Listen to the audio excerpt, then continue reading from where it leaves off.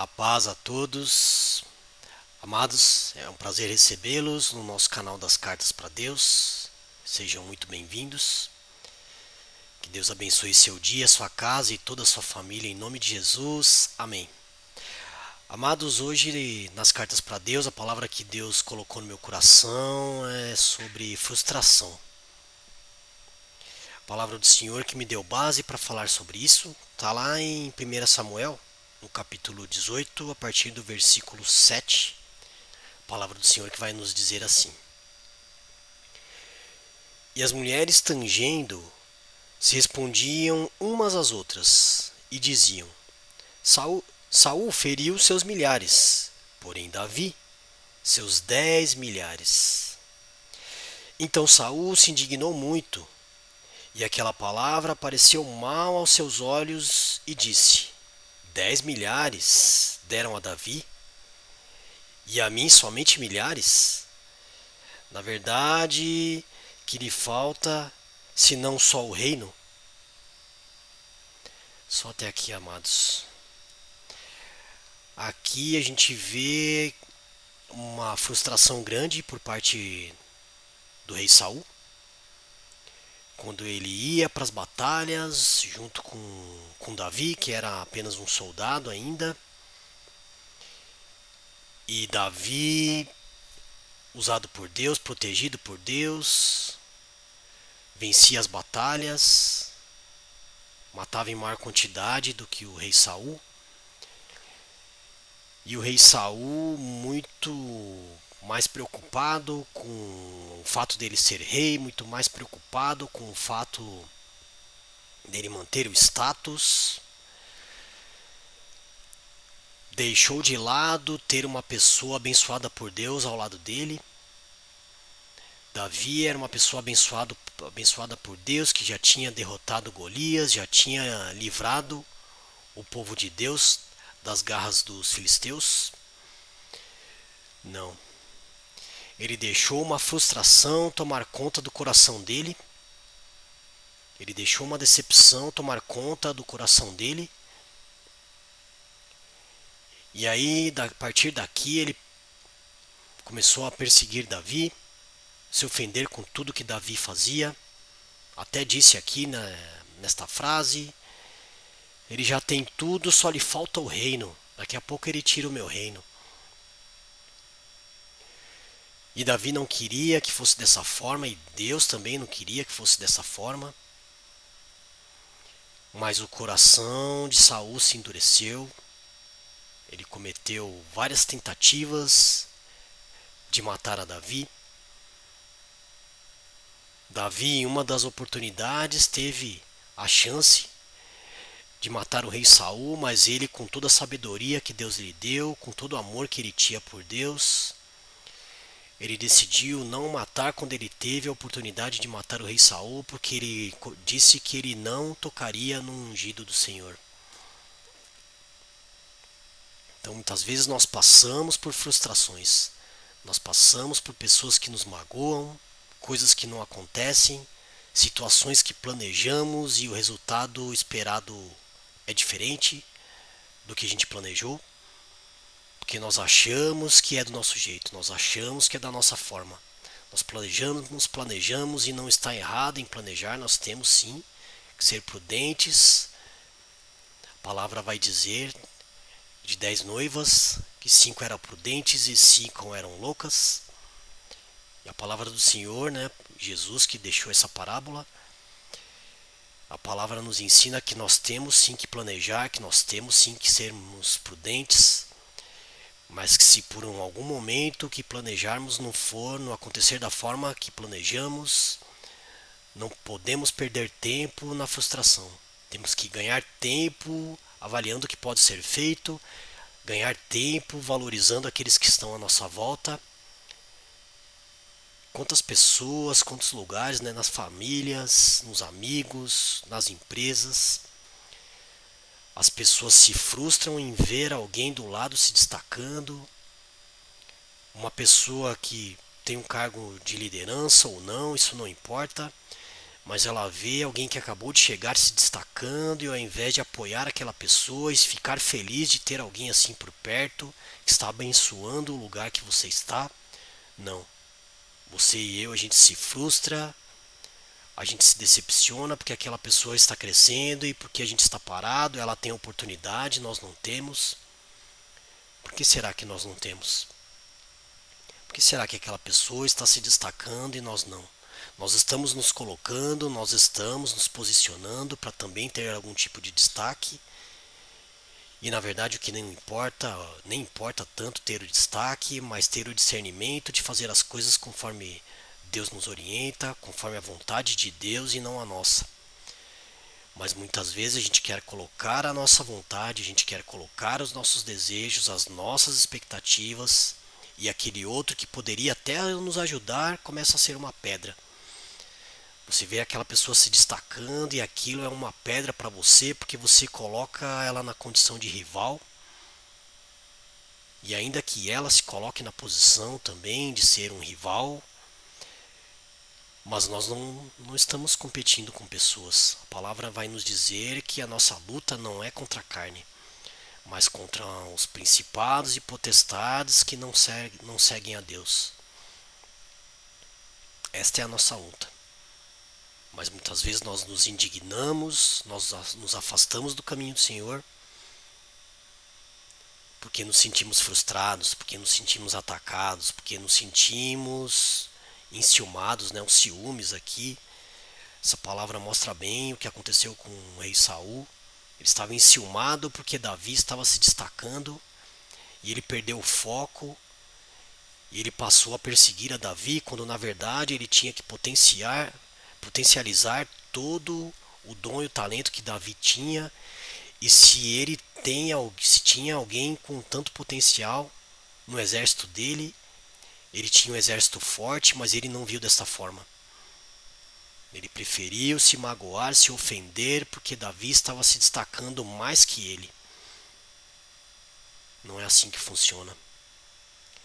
O amor de Deus não trabalha dessa forma quando a gente diz na palavra de Deus: amai a Deus sobre todas as coisas e o próximo como a ti mesmo. Esse amor não está quando a gente se enciuma, se sente enciumado porque alguém está se destacando, porque alguém recebeu e você não, porque alguém está conquistando e você não. Cadê o amor de Deus nessas horas? Cadê o amor de Deus? A palavra nos mostra também que a decepção ela faz parte das nossas vidas, porque no mundo havereis aflições, mas tende bom ânimo, porque eu venci o mundo. É o que Jesus nos deixou. Ele nos avisou, como Deus nos avisa em várias passagens da Bíblia, desde o Novo Testamento, desde o Velho Testamento, aliás, até o Novo Testamento, até Apocalipse. Deus nos dá orientações que nós passaremos por batalhas, por tribulações, por ataques, por frustrações. Se nós olharmos aqui, o rei Davi, quando ele se tornou o rei de verdade, ele tinha o discernimento de não deixar as frustrações tomar conta da vida dele, mas o amor que ele tinha por Deus, ele declarava os seus salmos, escrevia os seus salmos, buscava a Deus com todo o seu coração e não deixava com que as frustrações tomassem conta do coração dele. E quando ele se decepcionava com aquela situação, quando ele se decepcionou com aquela situação dele com Batseba, que eles perderam o filho, ao invés de ficar murmurando, de ficar frustrado porque Deus lhe retirou o seu filho, ele estava ali em dias de jejum, em dias deitado no chão, com roupas de saco. E quando ele perdeu de fato o seu filho, ele se levantou e foi se banhar e foi se alimentar, e as pessoas não entendiam. As pessoas não, como pode? Você estava praticamente morto. Agora que sabes que teu filho morreu, você se levanta e vai comer? E ele, com toda a sabedoria que Deus lhe deu através da busca dele, Deus nos dá sabedoria somente se nós buscarmos a ele. Ele relatou O que eu posso fazer? Tenho eu como trazer o menino de volta? De fato, ele não tinha. Com certeza ele estava frustrado com aquela situação, mas ele não deixou a frustração endurecer o coração dele. Ele se levantou e foi se alimentar e não deixou de buscar a Deus por isso. Então, meu amado, minha amada, a certeza que nós temos na vida é que passaremos por aflições, por frustrações causadas por pessoas, causadas por situações, por coisas, causadas por Deus, frustrações causadas por Deus. Por Deus sim, por Deus, porque quando nós não fazemos com o que está na vontade dele, a certeza é que nós não vamos nos frustrar. Quando não seguimos os caminhos dele, fazemos da nossa cabeça, sem pedir opinião, sem orar para Deus primeiro, pedir direção, nós vamos se frustrar. Pode demorar ou não. Pode ser que demore, pode ser que não. Mas se nós estamos fora do caminho, fora da direção, a frustração virá. E ainda que ela venha, ainda que você tenha tomado, que eu tome uma decisão errada ou várias delas, a diferença não está na frustração. A diferença está em como a gente vai reagir diante de uma frustração. A palavra de Deus nos mostra também, lá em 2 Coríntios, no capítulo 1, no versículo 20. Eu vou até ler aqui. 1 Coríntios, 2 Coríntios, capítulo 1, versículo 20.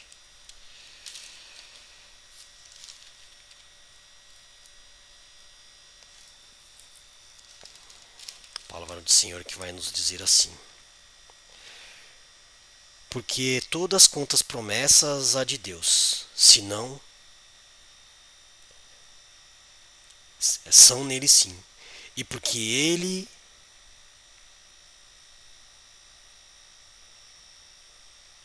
e por ele, amém, para a glória de Deus por nós. Porque todas as promessas há de Deus, senão nele sim, e porque ele, o amém para a glória de Deus por nós. Mas o que nos confirma conosco em Cristo e o que nos ungiu é Deus, qual também nos selou e deu o penhor do Espírito Santo em nossos corações. Aqui existem aflições e provações que Deus coloca também para nós passarmos, para que a gente aprenda, para que a gente cresça com a frustração. Mas as frustrações são erros, né? Se a gente olhar ao longo da sociedade, ao longo da história da sociedade, o desenvolvimento tecnológico, os medicamentos, a parte de informática, automobilística, tudo se desenvolveu a partir de erros que pessoas cometeram no passado, e aqueles erros foram aprendizados para que coisas não fossem repetidas, para que situações não fossem repetidas. E as situações que Deus coloca no nosso caminho, para que a gente entenda que não é da nossa forma, que não é do nosso jeito, mas que é do jeito dele, porque o jeito dele é que vai nos edificar, o jeito dele é que vai nos fazer entender do amor dele por nós, da nossa necessidade de amar a Deus, da nossa necessidade de amar ao próximo. Então sim, teremos provações que virão de Deus. E quando não vier, é porque de fato nós não buscamos os caminhos dele. E aí a diferença é o que a gente faz nessas situações. O que a gente faz nessas situações é o que fará a diferença em nossas vidas. Tá frustrado? Tá decepcionado? Tá magoado? Tá triste? Não se afasta de Deus. Não abandona o lugar que você congrega. Não abandona a tua igreja. Não abandona a tua família. Não abandona teus amigos. e principalmente não abandone Deus. Tá frustrado, se conecta mais com Deus. Tá frustrado, busque mais a Deus. Tá frustrado, busque na sua palavra. A busca de Deus nos leva à sabedoria. A busca de Deus nos leva à salvação. Reconhecer Jesus Cristo como nosso Senhor e Salvador. Tentar seguir nos seus caminhos, né? Tentar, porque fazer tudo que Jesus fez é impossível, mas nós podemos andar em obediência, mesmo errando, pedindo perdão, levantando a cabeça, passando frustração, mas seguindo rumo à direção de Jesus, seguindo rumo aos seus ensinamentos, amando a Deus sobre todas as coisas e ao próximo como a nós mesmos, ainda que o próximo nos decepcione, nos cause frustrações, nos cause tribulações. Fica com essa palavra no seu coração, meu amado. Se fortalece mesmo. Se fortalece na palavra do Senhor. Ouça louvores, ouça pregações, vá à igreja. A palavra de Deus vai dizer que nós somos templo do Espírito Santo. Mas quando você não congrega, quando você não busca, podemos ser apenas um sepulcro caiado. Tá só bonito ali por fora, mas por dentro é tenebroso. Não deixe isso acontecer com você, que eu não deixe isso acontecer comigo. Que a gente possa se encher da palavra de Deus, se encher das coisas do reino de Deus, ser tocado por Ele e vencer. Nós vencemos. Nós vencemos os desafios buscando a Deus, meu amado. Espero que essa palavra toque no seu coração, que Deus abençoe seu dia, sua casa e toda a sua família. Em nome de Jesus. Amém.